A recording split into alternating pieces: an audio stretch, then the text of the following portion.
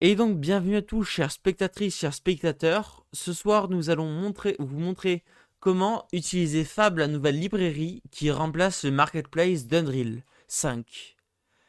Pour installer Fab, il vous faut la nouvelle version du launcher de Epic Games, de 1.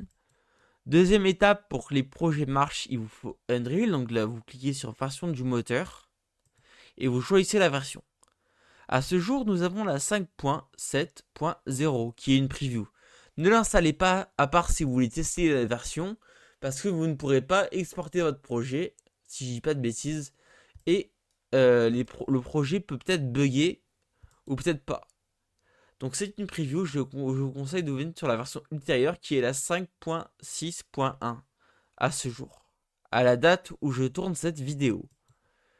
Donc voilà, une fois que vous avez ça, vous allez sur Fab, une fois la mise à jour du launcher fait, et vous avez toutes ces catégories-là. De une, vous choisissez déjà votre moteur.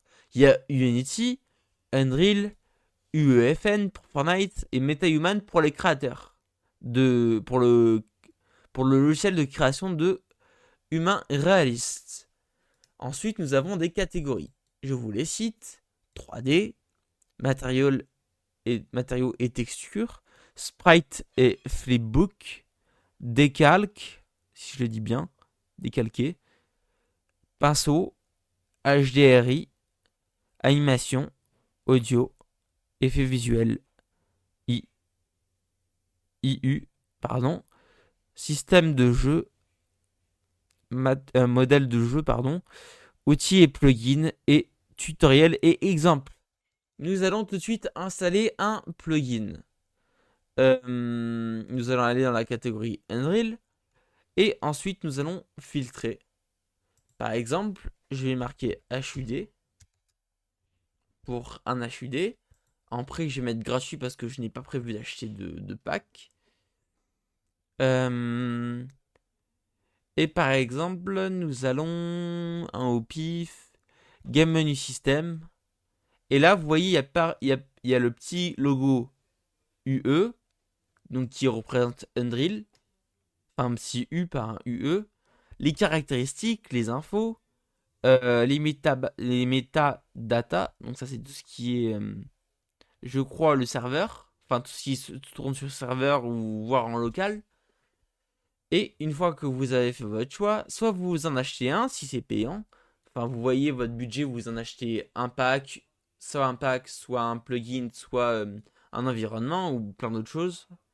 Vous faites ajouter à la bibliothèque. Et vous voyez, vous pouvez que prendre par Unreal, donc que sauvegarder dans la bibliothèque d'Unreal. Soit vous faites créer le projet parce que c'est un projet, soit vous faites ma bibliothèque. Et logiquement, si j'ai pas fait d'écart, vu que c'est Unreal, GGG, si s'affiche, est-ce que ça s'affiche? Je ne crois pas. Euh, Où tu te trouves? Je crois qu'il faut partir. Ah oui, effectivement, comme c'est un projet, ça se trouve dans Unreal et bibliothèque. Je vais actualiser et ça devrait apparaître. Et il se trouve là, créer projet pour Game Menu System Pro 1.0.